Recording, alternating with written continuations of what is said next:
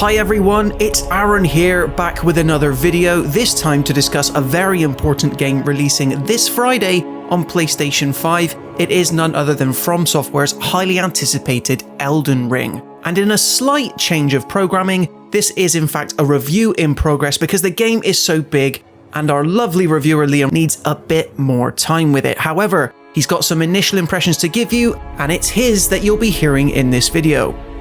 Anyway, by the gods, it's time for some Elden Ring thoughts.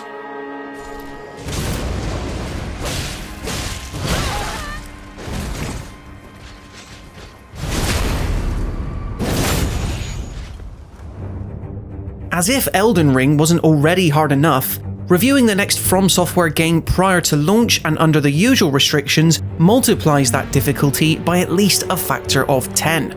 So as the embargo holding back our thoughts lifts, we can report that we haven't been able to finish the game just yet. Elden Ring is incredibly complex, with many facets to explore and things to do. We're not about to do the latest FromSoftware title a disservice and award it a final score before rolling credits, so this review in progress covers our first 35 hours with the game. Oh yeah, these are just the first 35 hours. What we can confirm is FromSoftware has successfully translated the Dark Souls formula to an open world setting. The Japanese developer hasn't let up on its commitment to difficulty in the slightest, but now you have the freedom to source that masochism from almost anywhere on the sprawling map of the lands between. A surprising amount of the world is open right from the off, allowing you to either take the main path or ride off into the sunset in any desired direction that you see fit. And it's those opening, explorative hours that are nothing short of gripping. Stumbling upon high-level areas, toppling optional boss fights, discovering secrets and hidden quests, spotting strange but captivating enemies and locations off in the distance. Elden Ring wholeheartedly fulfills that fantasy of an open-world FromSoftware experience, triumphantly fusing difficulty, freedom, and intrigue. Limgrave sets the scene, with its rolling green fields, dilapidated buildings, and the imposing Stormveil Castle sitting atop its cliffy perch off in the distance. You could lose dozens of hours to the region alone, exploring its underground dungeons, scavenging for new items and upgrades, and fighting the weird and sometimes wonderful enemies that inhabit it. However, what was included in last year's closed network test is just the tip of the iceberg. Beyond the comparatively ordinary borders of Limgrave lie otherworldly areas that wouldn't look out of place during the Blood Moon phase of, you guessed it, Bloodborne. To the east are the toxic swamplands of Caelid, with a Reedril sky hanging overhead. Meanwhile, the closer you get to the Erdtree in the north, the more magical the locales become. Some locations bask in the golden energy of the sun, while others look like they've been pulled straight out of the grungy depths of the Valley Defilement in Demon Souls. All have their beauty though, and it's an engrossing trek venturing through them all. Yet another masterclass in art design and direction from FromSoftware then.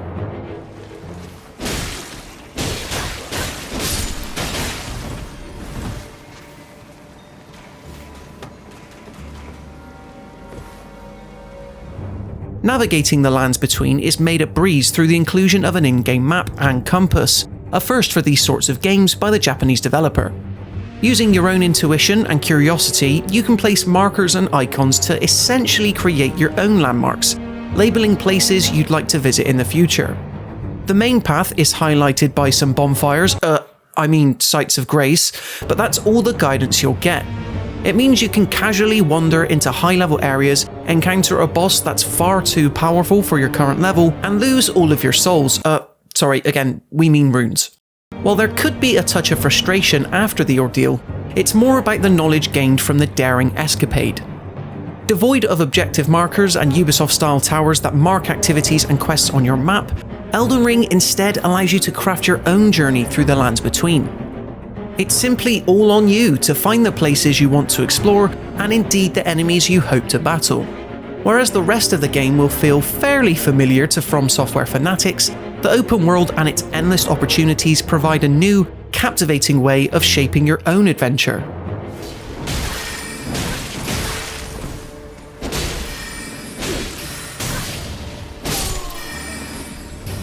If there is any sense of comfort to be found in Elden Ring, it'll no doubt come from the combat, which has been dramatically expanded upon to be inclusive for almost any playstyle. The standard sword and shield setup will always be viable, but now magical abilities are more important than ever. A wide array of spells can be cast to down enemies from a distance, with even more options sourced from Ashes of War. These are special skills attached to weapons that greatly expand your capabilities by offering a different kind of attack which can be called upon if you have enough FP, focus points. From a magical greatsword to temporary wind attacks, what they provide upon activation can very much change the tide of battle. Furthermore, summons have been broadened to the point where you can call in some help from the item menu alone. Spirit Ashes are the new type of summon, calling upon the souls trapped inside. They take many different shapes, a pack of wolves, a skeleton army, or just a jellyfish to name a few. Fighting right by your side until their health bars are depleted, they're vital for combat encounters, providing distractions for the enemy while you either regain health or go to town with a barrage of attacks from behind.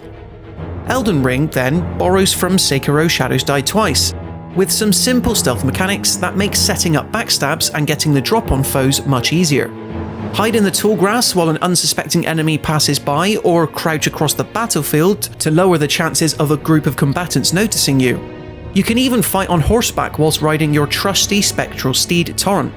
Some enemies and bosses actually require that approach, since trying to fight them with your feet on the ground is basically a non-starter. With so many options to consider, combat has a genuine sense of variety to it.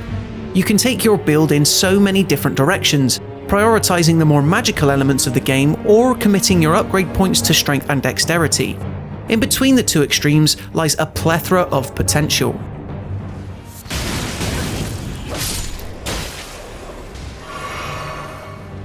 Just like its predecessors, it's always going to be a difficult title though. Timing your attacks correctly and managing your stamina gauge is the bread and butter of FromSoftware games after all, and Elden Ring is very much no different. It's what you do in between those attack patterns that truly shakes things up. Combining the traditional combat of Dark Souls with stealth elements found in Sekiro Shadows Die Twice, and then throwing in some unique ideas of its own, Elden Ring feels like everything the studio has been building towards.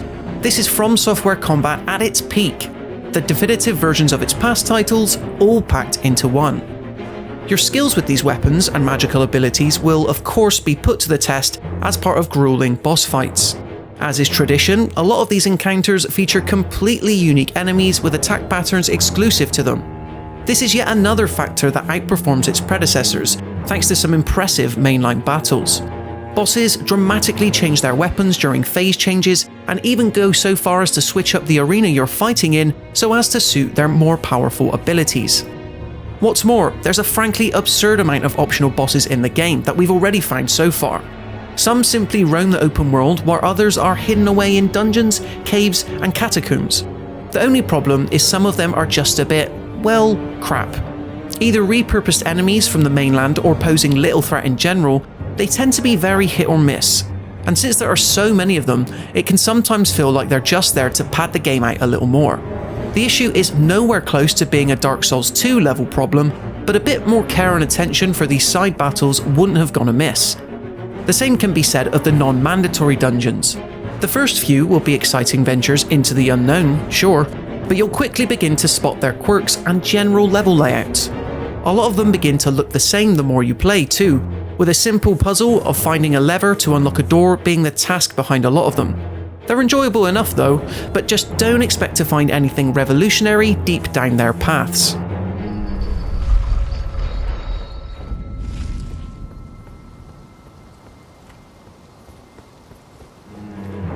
Making up for that slight disappointment are thankfully the mainline areas, all of which are intricately designed with their own special set of enemies and layouts. The ramparts of Stormveil Castle impose you as you scale their outer walls before making it to the treasure-filled rooms within. Directly north of the fortress is a region drowned in water and ramshackle dwellings. Next comes the Academy of Rhea Lucaria, an enchanted place teeming with spellcasters. Every region feels distinct, every area has something to call its own, and when you can freely visit these places on horseback, crossing their borders within minutes of each other, it's tough to think of a more varied world. However, where the game falls short is in its visuals and performance.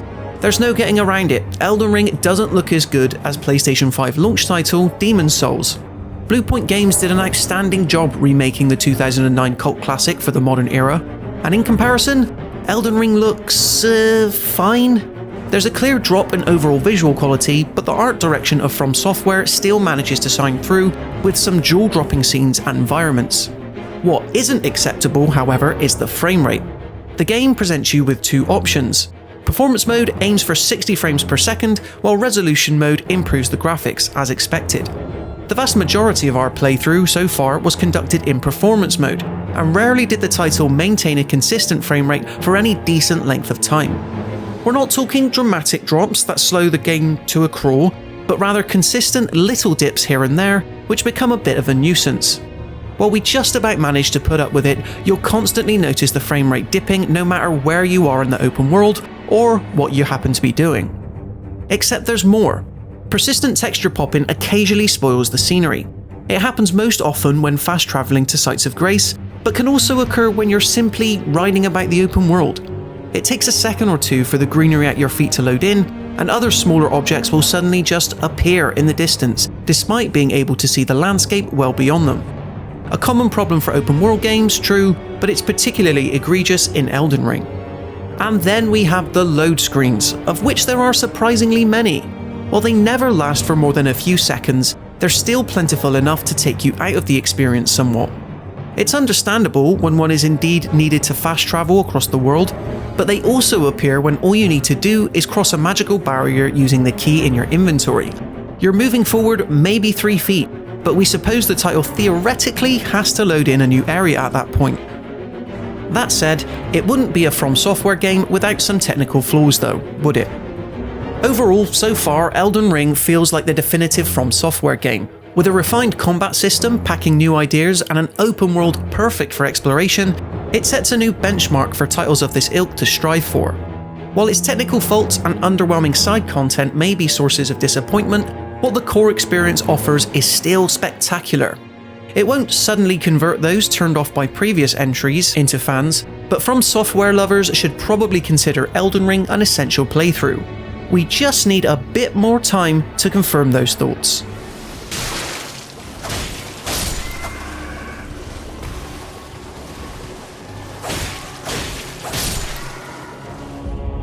And there you have it for our initial thoughts of Elden Ring, having put in a mere 35 hours so far. Just how big is this game? We'll be sure to let you know in our official review, coming in the not too distant future.